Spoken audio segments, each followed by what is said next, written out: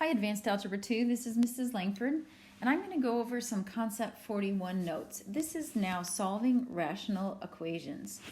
So you can use cross multiplication to solve a rational equation or cross multiplying. And you can use it to solve a rational equation when each side of the equation is a single rational expression. That's called a proportion. So you may have learned cross multiplication in the past. Now we can use it with rationals. So if you look at this first example, notice we have two rational expressions together forming an equation. And so we just have one rational expression equaling another one. In that case, we can cross multiply. Now, if you remember cross multiplication, we're going to start with the upper left and take that numerator times the denominator on the other side. So that's our product on the left side of our equal sign. Then we bring down our equal sign, and now we multiply the numerator on the right expression with the denominator on the left. So see how we are crossing across the equal sign. This is just a little hurry-up method to solve to get our x expressions out of the denominator so we can solve for x. Now we're just going to follow the math. So first thing is we need to distribute on each side. So we get 12x plus 15 equals 9x plus 9. And now this is just a very simple equation. So we're going to move our x's on one side, our numbers to the other, and we'll get 3x equals negative 6 or x equals negative 2. You always want to get into the habit of checking your answers, mainly because if you see we have variables in the denominator, so we cannot have any solution that would give us a 0 in the denominator. So if we plug in negative 2 on our left, we get 3 over negative 1, 9 over negative 8 plus 5, or negative 3 equals 9 divided by negative 3, which is negative 3. So as soon as or when you're working your problems, you can tell that the left side on the check step equals the right side, then you're done with the check step. Again, we're mainly looking to make sure that the number we get for the solution will not give us a 0 in the denominator. All right, we're just going to try 3 of these problems. So we have 3 over 5x equals 2 over x minus 7. We're going to cross multiply because we have what we call a proportion, or one rational expression equaling the other. So I'm going to multiply numerator on the left times denominator on the right, and then numerator on the right times denominator on the left. And then I just follow the math. So I'm going to distribute and get 3x minus 21 times 10x. I'm going to get my variables on one side and keep my number on the other, divide by 7, so x will equal negative 3 potentially. I'm going to plug in negative 3 for x on both sides of my equal sign. I get negative 3/15 equals negative 2/10, and I'm just going to simplify, make sure those values are equivalent, and they are. All right, now our next one, we'll just repeat the process. So negative 4 times x minus 3. Notice when I'm multiplying by an expression, I put it in a parentheses, so that when I multiply, I know I have to distribute. So negative 4x plus 12 equals 5x plus 15. Again, these equations are very simple for us to solve. We just get variables on one side and numbers on the other. So negative 3 equals 9. Now watch out here, we need to divide by 9. X equals negative 1/3. Now for this check step, I'm going to use my calculator. So I'm showing the plug-in, and then I'm going to put that on my calculator, the expression on the left, the expression on the right, and just make sure that they are the same, which they are. Okay, here we go. We're just going to repeat this process. So there, I left you a note that use your calculator, okay, on the check step. And again, we want to make sure that our answer does not make the denominator 0. So 11x plus 8 times x times 2x, equals x times 2x plus 5. Now on this one, we end up having a quadratic to solve because when we distribute the x, we get 2x squared plus 5x. So in a quadratic, we move everything over to one side of the equal sign. I'm moving it over to the left, technically, but I'm writing it on the right. Now before I solve, I notice that I can divide everything by 2 to make this a simpler quadratic for me to solve. This looks like it'll factor to me. So two numbers that I'll multiply to give me -4 and combine to give me -3 are -4 and 1. I set those each equal to 0, and my potential answers are +4 and -1. So I'm going to plug each of those in one at a time. So with 4, I get 1/13 equals 4/52, and that's equivalent. And then with -1, I get +1/3 equals, and that will simplify to +1/3. So both of those are solutions. Now look at this example. So here's a real life example. An alloy is formed by mixing 2 or more metals.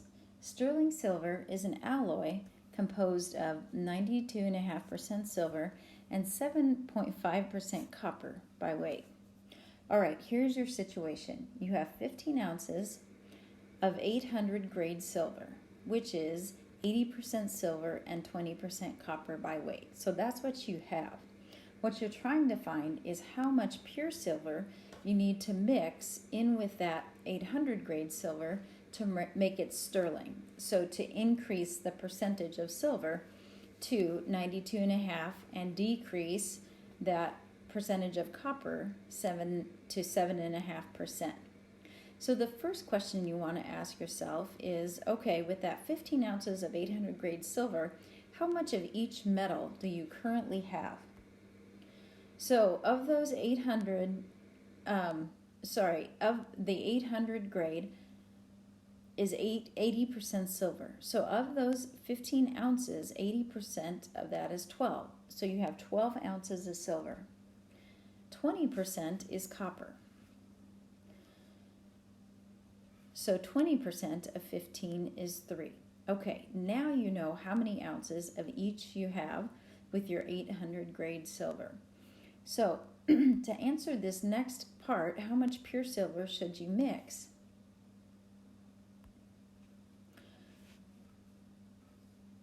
We're going to take our sterling silver and to make a note that sterling silver is 92.5% silver, 7.5% copper.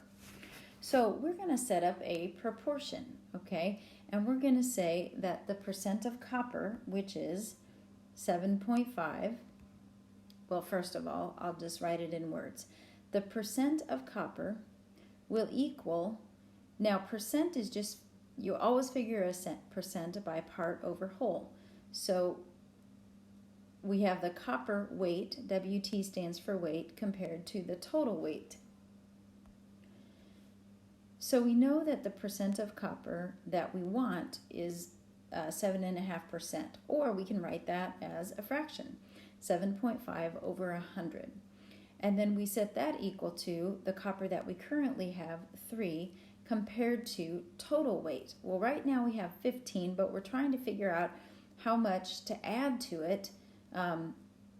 So we call that X, so that that will become 7.5%. So now we can cross multiply. So we get 7.5 times 15 plus X, and that equals 300. We'll distribute.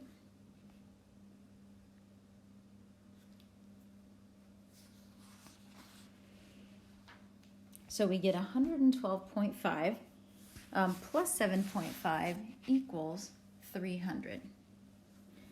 And then we get x's on one side, numbers on the other, and solve for x, and so 25. So we need to add 25 ounces of pure silver to improve that 800 grade silver up to sterling silver, where it's 92.5%.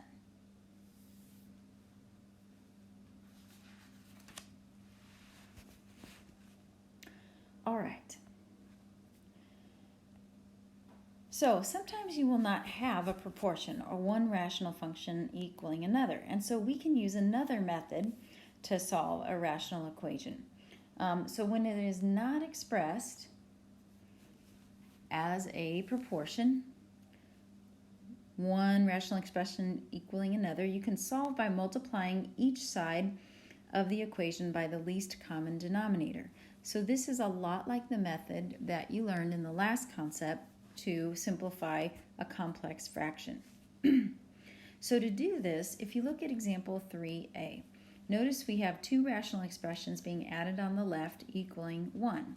So look at their denominators. Let's find a common denominator. We have x, 4, and x. So our common denominator can just be 4 times x. So now what we're going to do is multiply each of those terms by 4x over 1. I'm just writing it on both sides of that entire equation so it gets close to each term. So I start by multiplying 4x by 5 over x. My x's divide out. 4 times 5 is 20. Now I multiply it by 7/4. My 4's divide out, and I just get x times 7 equals, and now I take negative 9 over x times 4x. My x's divide out, and I get negative 36. So see, in just one step, we have cleared the denominator. Now we just get x's by itself, and then solve for x. We just want to check to make sure that that negative 8 won't give us any zeros in our denominator. So on the left side, I go ahead and put that in decimal form, and on the right side in decimal form, and those values equal each other. All right, let's try one more, and then this will conclude the notes for part 1.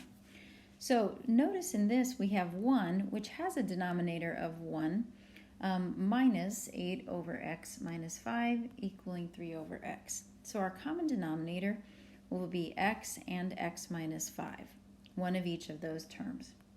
So we're going to multiply each of the terms by that over 1. So I start by multiplying that by 1, and so I just get x times x minus 5. And then the second term, I multiply by my common denominator. My x minus 5's divide out, so I get negative 8x equals, and then 3 over x, my x divides out, and I just get 3 times x minus 5. So again, in one step, we just clear the denominator. So now you're just going to do the math to solve. Notice that you have a quadratic, so move everything over to one side of the equal sign. And see if that'll factor for you. Two numbers that'll multiply to give you 15, combined to give you negative 16, which is negative 15 and 1. So if you set those each equal to 0, your potential answers are 15 and 1. So if you check both of them, plugging in 15,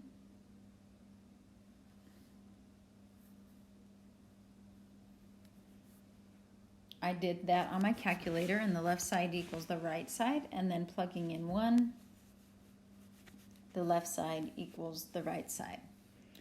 All right, that concludes our notes for part 1. We're going to continue using this method of solving tomorrow in part 2.